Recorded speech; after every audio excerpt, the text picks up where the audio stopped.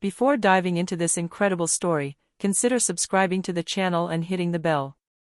Every story here has something to say, and you won't want to miss a single one. New York. January. A biting night.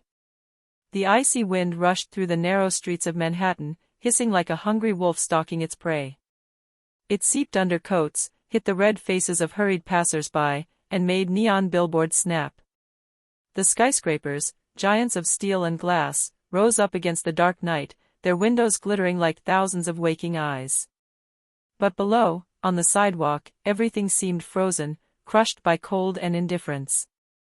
People walked by, bundled up in their thick down jackets, breathing hard, heads bowed, absorbed in their phone screens or lost in thought. No eyes were raised to meet another's. No smiles. No gestures. In this icy human flood, against an air vent spitting out a gust of warm air into the frozen concrete, a small figure curled up, invisible to everyone. Her name was Lily Grace Turner. Barely 8 years old. Eyes too big, brimming with fatigue, a dirty face marked by winter and hunger. His coat was an oversized, old bag salvaged from a dumpster. Its sleeves extended well beyond his hands, leaving his frail fingers freezing in the wind. Her sneakers, torn and full of holes, let in the icy dampness that made her toes go numb. She clutched her only possession, a rag doll, worn and stained, which she had named Hope. This doll was more than a toy, it was a symbol of what remained of her mother. Because Lily had no one left. Since her mother's death, she had survived on the streets. She slept in dark corners, behind parked cars, in abandoned building entrances. Sometimes she stole an apple, a piece of bread, to calm her stomach, which was screaming with hunger. She hardly spoke anymore, too tired from struggling, too scared. But she was watching. Everything. All the time. She watched the passers-by, their quick gestures, their closed faces. She watched the lights, the reflections in the shop windows, the moving shadows. She watched life go on, without her. And that look, that attentive eye that pierces indifference, would soon change a life. A few streets away, under a halo of pale streetlights, a man was pushing his way through the crowd. Robert J. Whitmore, 56 years old, CEO of Whitmore Global Industries, had just left a conference in Midtown. A powerful billionaire, widowed for 6 years, he lived alone in a glass triplex overlooking Central Park. With no children, he spent his days locked in his office, surrounded by numbers and goals. That evening, his mind heavy, he insisted on getting behind the wheel of his Bentley. He had just received a historic takeover offer for his company, a momentous decision that could change everything. His gaze was lost, his heart worried. He drove mechanically, absorbed in his thoughts, by the dull tension that gripped him. What he didn't know was that just a few minutes later, just a few blocks away, a delivery truck loaded with fragile equipment had lost its brakes on an icy ramp. The vehicle was careening down the slope, mowing down everything in its path, and hurtling straight toward the parking lot exit. Robert, absorbed, saw nothing. He moved forward. Slowly. Without suspecting that death was coming towards him. And then, suddenly, something hit his window. Not a branch, not an object. Someone. Sir. Sir, stop. There's a truck. The girl's voice suddenly pierced the icy silence of the night. High-pitched, firm, and full of urgency. Robert felt a knock against his window, then small fists drumming desperately. He whipped his head around to the window. A ragged girl, her face dirted by dust and cold, her hair matted, was waving her arms frantically, trying to get his attention. For a split second, the world seemed to slow down. Robert, his heart suddenly heavy, pressed the brake pedal. The screech of tires on frozen asphalt made the air around him howl. Just behind, a delivery truck, speeding, sped off without being able to slow down. With a deafening crash, the truck slammed head-on into a metal lamppost, sending sparks flying in a brilliant shower. The impact shook the ground. Robert's Bentley froze, brushed so close that the heat from the heated sheet metal prickled his skin. Silence fell again, heavy, charged with adrenaline.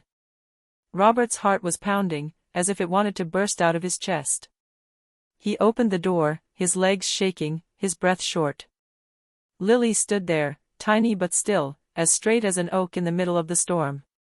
Her gaze, piercing and fixed on him, expressed neither fear nor weakness. Just a quiet strength and an undeniable urgency. "You saved my life," Robert whispered, his voice breaking. Lily shrugged, almost casually, as if what she had just done was nothing out of the ordinary. "I just saw what no one was looking at." Robert stared at her for a long time. He suddenly felt a strange connection, an inexplicable bond. He insisted on offering her something warm. She backed away at first, wary.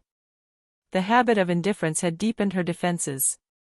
But hunger, dull and tenacious, spoke louder. They entered a small, discreet restaurant, with dim lighting, away from the hustle and bustle of the city. Robert was a regular there. A table at the back, almost intimate. Upon their arrival, the girl was quickly the focus of attention. Her battered sneakers, with large holes, revealed her frozen feet. Her hair, tangled and dirty, fell in unruly strands over her dark-circled face. Her hands were shaking.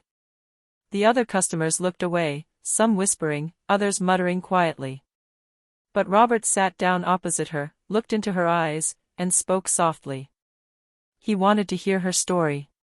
She began, in fragments, as if the words had a bitter taste. "My father died before I was even born. My mother, she eventually disappeared too. They said she's gone forever, overdose. After that, the orphanage, then the street." Robert listened to him, fascinated and horrified. How could such a fragile child carry such a weight? His mind was torn between anger and compassion. He decided on the spot.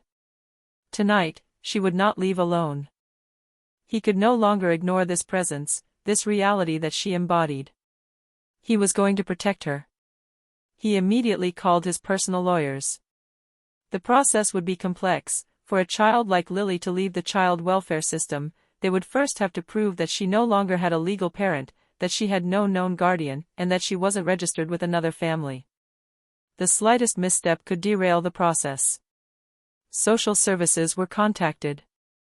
They explained to him with bureaucratic coldness that everything would follow its course: field investigations, visits, psychological evaluations, interviews with Lily, medical examinations, orphanage certificates, testimonies from neighbors. A whole endless file to put together, and above all a long, tedious, and sometimes cruel process. Temporary accommodation was offered, and a foster home recommended. But Robert wanted more than that. He wanted Lily in his home, in his own house, under his direct protection. He wanted no more delays, no more paperwork. He wanted action. But the system, with its slowness and rigor, didn't allow him to skip the steps. He had to wait. Be patient. Provide documents. Organize hearings. Robert, although accustomed to rapid success in the business world, discovered the hell of public administration. Yet he was more involved than ever before. Every signature, every letter, every meeting with the authorities was a battle to be fought. It wasn't out of charity. No. It was out of conviction. She saw me. Really saw me. Not as a billionaire, not as a CEO. Just as a man. And I owe her my life. She deserves much more than oblivion. But the story did not remain secret for long. The media, always on the lookout for human stories that resonate with the public, seized on the story. "Billionaire saved by a homeless girl," ran the headlines. Reports poured in, mixing admiration, skepticism, and controversy. On talk shows, some criticized Robert, accusing him of staged behavior and media opportunism. Others, more numerous, praised his actions, hailing the awakening of a social conscience in a businessman. But amidst all this tumult, Lily remained silent. She wasn't an actor. She didn't understand everything that was being said about her. She remained that fragile child, just looking for a place to lay her head. The day of the final hearing arrived. The courtroom was packed: journalists, lawyers, social representatives, and, above all, an imposing judge, dressed in her black robe. Lily entered timidly, holding Robert's hand. She had grown taller, but her eyes still betrayed a silent pain. When the judge asked why she wanted to live with Robert, Lily looked up, met the magistrate's stern gaze, and replied in a clear, determined voice. "I want to live with him. He looks at me as if I exist." An icy silence fell. This simple admission, as natural as it was powerful, tipped the balance. 6 months later, the official signature fell: Lily Grace Turner legally became the adopted daughter of Robert J. Whitmore. This adoption was a revolution. Robert himself changed. More human, more present. His company followed suit. He dedicated an entire wing of his headquarters to the creation of a foundation, which he named the Lily Grace Foundation, dedicated to homeless children and young people in difficulty. Reception centers opened, scholarships were created, alternative schools were built. As for Lily, she discovered a new world. She was privately tutored and had her own room filled with books. A caring nanny watched over her. Yet she was not a spoiled child. She remained humble and alert. Often she asked to go back, into the field, as she put it. She visited the centers, listened to the other children, and shared her story with gentleness and lucidity. Lily was no longer a victim. She had become a beacon. It was a clear, bright winter morning, 3 years after that icy night when their paths had crossed. The kind of morning when the sun made the snow shimmer on the Manhattan rooftops, when the air was crisp and sharp, but charged with a new energy. Lily, now 11 years old, walked alongside Robert J. Whitmore through the pristine halls of the United Nations headquarters in New York City. That day, a World Conference on Children was gathering heads of state, NGO leaders, influential CEOs, and activists from around the world. Lily wore a simple, yet elegant dress, her hair neatly tied back, her eyes shining with quiet determination. Robert, by her side, smiled proudly. He had seen this fragile little girl become a powerful voice, a living symbol of hope and resilience. When it was her turn to take the podium, Lily took a deep breath. Under the spotlight, facing hundreds of gazes heavy with expectation and stakes, she spoke with a clear, calm voice that defied all expectations. "When I was on the street, no one looked at me. They walked around me. They feared me. They pretended I didn't exist." His words resonated, carried by a simple, hard truth. "Until one day I screamed, and someone heard me." She then looked, full of strength and gratitude, at Robert, standing in the front row. "He gave me a roof over my head. But more than that, he gave me a name. A voice. A mission." She paused, looked around the room. "Don't look away. An invisible child can see what you refuse to see." A respectful silence enveloped the room. Then, slowly, applause erupted, first timid, then growing louder, until it became a standing ovation. Robert felt a tear roll down his cheek. Unknown to her, he let out a long-held breath of emotion. Every year, on the exact date they met, Lily and Robert would meet on a bench in Bryant Park. This bench, modest and worn by time, was for Lily a place full of memories. There, once, she had slept rough, ignored by all, enveloped in solitude and silence. Today she sat there with him, surrounded by children she knew well, lost, forgotten children, those society prefers not to see.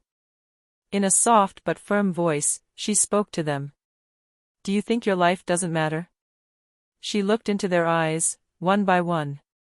"That's because no one has looked at you yet." Then, placing a warm hand on a boy's shoulder, she added, "But I see you. And I know what you can become." She saved him from an accident.